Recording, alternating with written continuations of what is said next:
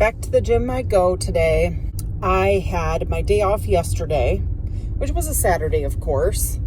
I did not take my readings today, my scale, weight, fat, muscle, water, BMI. I'm going to do that tomorrow morning. I got my workout planned out, and it's going to be an intense workout, but like I said, I had yesterday off, and it was my free day too for eating, so I went crazy yesterday with my eating. And the reason I went crazy is because I've been looking forward to and having cravings for various things for so long, and I haven't been able to deliver them on my day off. Like, I've basically gone 2 weeks without having a true day off. In other words, eating whatever it is I want to on my day off, because 2 weeks ago, I spent almost the entire week being sick from that water contamination I had. So I was literally just on chicken noodle soup, saltines, oatmeal, and I wasn't eating much at all.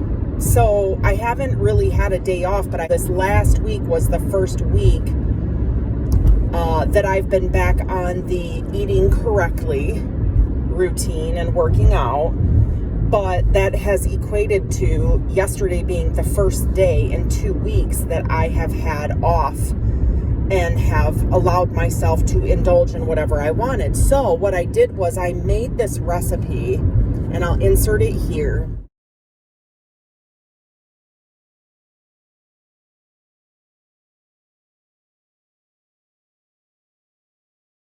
Deep fried cheesy pickles. And you can see by the recipe that it is literally just pickle spears, dill pickle spears, wrapped in Havarti cheese and then egg roll wrappers and then fried. The other thing I made was I made a mock JoJo cookie. So I indulged yesterday, and my husband, at my request, made pizza. But he actually made a very healthy kind of a pizza with a tomato sauce instead of a white Alfredo sauce. And broccoli, tomatoes, peppers, mushrooms. So it was kind of a loaded veggie pizza.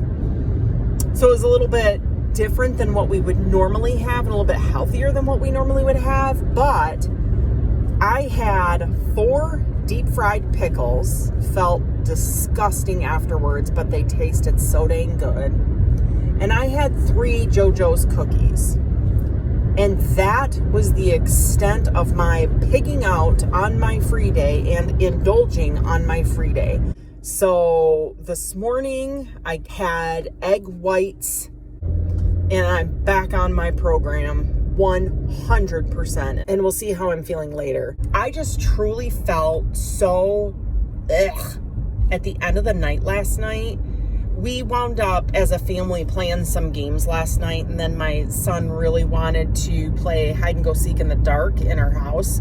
So we did that, and we scared the bejesus out of each other and had some good laughs. But because of that, my food digested a little bit better than what it had previous to that earlier in the evening. Earlier in the evening, I felt disgusting. And then towards the bedtime hour, I started to feel a little bit better in terms of what I had eaten, but I almost felt afraid for how I had eaten, that I had given myself a huge setback.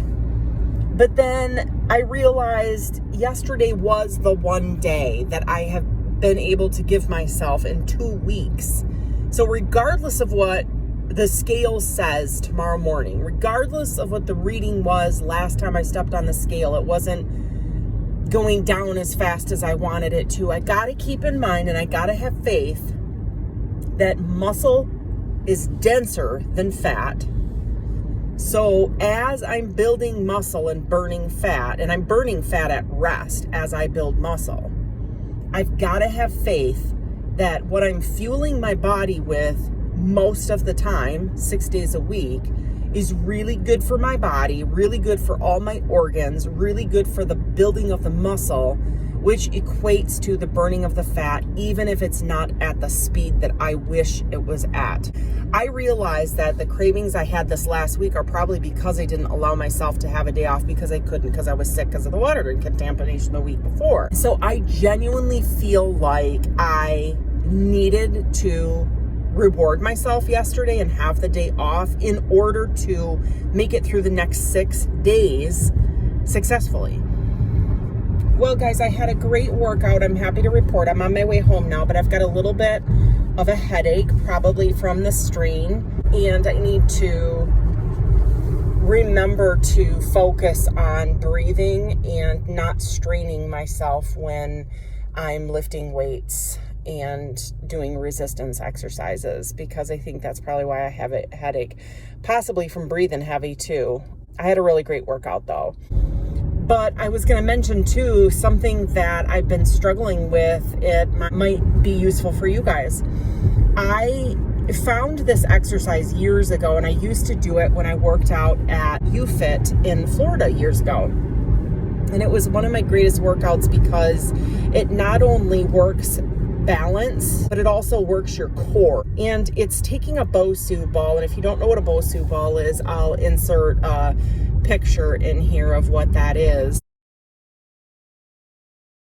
I call it a Bosu ball. It's not a ball at all. Years ago, I was using this little piece of equipment at the gym to work on my balance and strengthen my ankles as well. That's another perk about this little piece of equipment. But if you put the hard surface on the floor and then you stand, you get up on the squishy part and you do squats from on top of the Bosu, it really pushes you to work on your balance and find a focal point within you.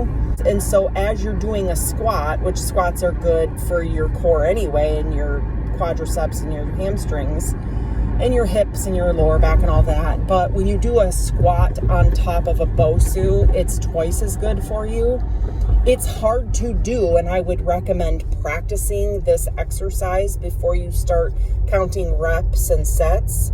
But years ago, I was doing this exercise all the time, and it was one of my favorite exercises because I thought that the return on this exercise was better than most exercises out there. It's not what I would call a cardiovascular, but when you're heavy like I am, it's a good exercise to push yourself. So it's good strength training, in my opinion. I do not have a Bosu at home, but the various gym memberships I've had over the years, I have not even gone back to it. This gym membership is the first time I've gone back to the Bosu. I broke it out a couple weeks ago and thought, let me just see where I'm at with this and see if I can do that exercise again. And I could not keep my balance to save my life. I was doing about 70% of a squat, and I was doing roughly 5 to 8 reps per set. And if I got 3 sets done of 8 reps, I was doing good. And this has been a very difficult exercise for me to do in recent time, up until today, when I discovered that my foot placement on the Bosu has been my downfall. I have been apparently positioning my feet right in the center of the Bosu. And that hasn't felt like the greatest position. Every time I do a squat, I feel like my knees are going to buckle or snap and my feet are hurting.